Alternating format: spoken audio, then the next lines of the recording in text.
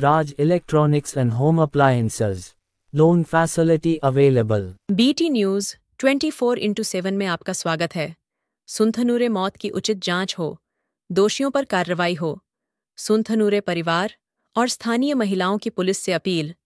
पिछले महीने हुई सामाजिक कार्यकर्ता और युवा नेता महेश सुंथनूरे की मौत के मामले में मृतक महेश सुंथनूरे के परिवार के सदस्यों ने मांग की है कि उचित जांच की जाए और दोषियों के खिलाफ कड़ी कार्रवाई की जाए। शहर के बनशंकर गली में आयोजित एक प्रेस मीटिंग को संबोधित करते हुए महेश के परिवार के सदस्यों ने आरोप लगाया कि स्थानीय पुलिस प्रसारण के संबंध में उचित जांच करने में सफल नहीं थी। पिछले महीने 15 अक्टूबर को महेश एक महिला के साथ अपने घर से लापता हो गया था। जब हम महेश को खोजने के लिए 17 अक्टूबर को नगर थाने गए तो पुलिस ने हमारी शिकायत नहीं ली, जबकि पुलिस को इसकी जानकारी 18 तारीख को दी गई थी। महेश और उसके साथ गई महिला गोवा में थे। पुलिस ने उन्हें सुरक्षित लाने की जहमत नहीं उठाई। पुलिस को जानकारी मिलने के 3 दिन बाद महेश की बॉडी गोवा के एक लॉज में लटकी हुई मिली। इसलिए यह साफ नहीं है कि यह मर्डर है या उकसावे में की गई खुदकुशी है। उन्होंने शक जताते हुए कहा कि महेश की मौत को 20 दिन से ज्यादा का टाइम बीत चुका है। हालांकि पुलिस ने मामले की जांच में किसी भी तरह की छानबीन नहीं की है, जिससे यह संदेह पैदा हो रहा है कि पुलिस एक तरफा नीति अपना रही है। इस मामले को लेकर हम लोग बीते मंगलवार की रात नगर थाने गए और गुहार लगाई कि उचित जांच कर हमें इंसाफ दिया जाए। मौके पर मौजूद सीपीआई अली साहब ने उचित जांच करने का वादा किया। परिजनों ने चेतावनी दी कि जल्द से जल्द जांच हो और न्याय मिले, नहीं तो अगला संघर्ष तेज होगा। प्रेस कॉन्फ्रेंस में महेश सुंथनूरे की मां, पत्नी सुनीता और महेश के भाई की पत्नी स्वाति दीपक ने बात की। इस मौके पर स्थानीय महिला नेता मौजूद रहीं। आइए देखते हैं ये खुसूसी रिपोर्ट। ऐसे ही बड़े खबरों से जुड़े रहने के लिए हमारे चैनल को लाइक करें, शेयर करें और सब्सक्राइब करें। ಸುಂಕನೂರವರ ಧರ್ಮಪತ್ನಿ ಸುನೀತಾ ಸುಂಕನೂರೆ. ನಮ್ಮ ಮನೆಯವರಿಗೆ ಬಹಳ ಅನ್ಯಾಯ ಆಗಿದೆ. ಇದು ಸಾವಿಗೆ ಕಾರಣವೇನು? ಸೋನಾಲಿ ಬುರುಳೆಯಿಂದ ಬಹಳ ಅನ್ಯಾಯ ಆಗಿದೆ. ನನಗೆ ಅನ್ಯಾಯ ಮಾಡಿದರೆ ನಮ್ಮ ಪರಿವಾರಕ್ಕೆ ಅನ್ಯಾಯ ಆಯಿತು. ಇದು ಅವಳು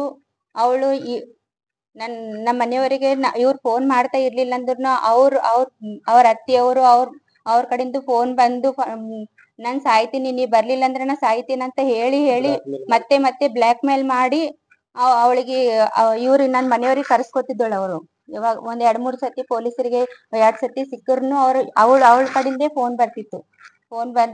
ಅವ್ರ ಫೋನ್ ಇರ್ಲಿಲ್ಲ ಅಂತ ಹೇಳೋರು. ಆಮೇಲೆ ಆಕಿನ ಬಲ್ಲಿ ಫೋನ್ ಇರ್ಲಿಲ್ಲ, ನಾವು ಫೋನ್ ಕೊಟ್ಟಿಲ್ಲ ನಾವು ಅಂತ ಹೇಳಿದ್ರು ಅವರು.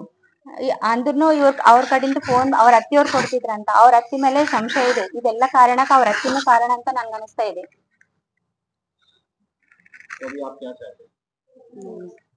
ನ್ಯಾಯ ಆಕಿಂದ ಸೋನಾಲಿ ಕರ್ಕೊಂಡ್ ಬರ್ಬೇಕು. ನನ್ ಗಂಡಗ ನನ್ನ ಮನೆಯವರಿಗೆ, ನನ್ ಮಕ್ಕಳಿಗೆ ನನ್ನ ಮನೆಯವರು ನನಗ್ ಬಿಟ್ಟು ಹೋಗಿದ್ದಾಳಂದ್ರೆ, ಕರ್ಕೊಂಡ್ ಹೋಗಿದ್ದಾಳಂತಂದ್ರೆ ಅವರು ಪಾಸಿ ಹಾಕೊಳಕ್ಕೆ ನಿಲ್ಲಿಸ್ಬೋಗಿತ್ತಲ್ಲ. ಚಂದ ಇಟ್ಕೋತೀನಂತೆ ಕರ್ಕೊಂಡವಳ, ಇಬ್ರು ಇರ್ತೀವಂತೆ ಹೋಗಿದ್ದಾರಲ್ಲ. ನಿಲ್ಲಿಸ್ಬೋಗಿತ್ತಲ್ಲ. ಆತ್ಮಹತ್ಯೆ ಮಾಡ್ಕೊಳ್ಳೋದಿಗೆ 5:15 ಆತ್ಮಹತ್ಯೆ ಆಗಿದಂತೆ. ಈಗ 8 ಗಂಟೆಗೆ ವಾರ್ಡ್ ಬಾಯ್ ಕರೀತಾಳಂತೆ. ಆ 3 ತಾಸಲ್ಲಿ ಏನ್ ಮಾಡಿದಾಳೆ? ಅವಾಗ ಒಂದ್ ಸ್ವಲ್ಪ ಬ್ಲೇಡ್ ಏನು ಕೊಯ್ಕೊಂಡು ನಟನೆ ಮಾಡಿದಾಳೆ ಅಂತೀನಿ ನಾನು. ಅವ್ರದೆಲ್ಲ ನಟನೆ, ಎಲ್ಲ ಅತ್ತಿಯವ್ರದ್ದು ನಟನೆ, ಮನೆಯವ್ರದ್ದು ನಟನೆ, ಅವ್ರ ಫ್ಯಾಮಿಲಿ ನಟನೆ. ಅವ್ರು ತವ್ರ ಮನಿನೂ ಕೈವಾಡಿದೆ, ಅವ್ರ ಗಂಡಿನ ಮನಿನೂ ಕೈವಾಡಿದೆ. ಇದ್ರಲ್ಲಿ ನನ್ಗ ಅನುಮಾನ ಇದೆ.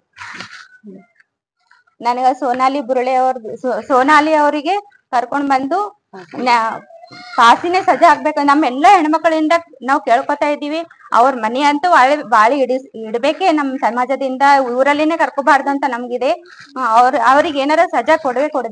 ಸೋನಾಲಿ ಅವರಿಗೆ ಸಜಾ ಆಗ್ಬೇಕು ನನ್ ಕಡೆಯಿಂದ. ಇಷ್ಟು ನನ್ ಮಕ್ಕಳು ಸಣ್ಣ LKG ಹುಡುಗನ ನಮ್ಮ ಮಕ್ಕಳಿಗೆ ಅನಾಥ ಮಾಡಿದಾಳಕಿ. ತನ್ನ ಮಕ್ಕಳಿಗೆ ವಿಷ ಹಾಕಿ ಕೊಳ್ಳಿ ಅಂತ ಹೇಳಿದಾಳಂತೆ. ಅದು ನಮ್ಗೆ ಸುದ್ದಿ ಬಂದಿದೆ. ನನ್ ಮನೆಯವ್ರಿಗೆ ಹೋಗಿ ಆಕಿ ಏನ್ ಮಾಡಿರ್ಬೋದು ನಂಗ್ ಡೌಟ್ ಇದೆ.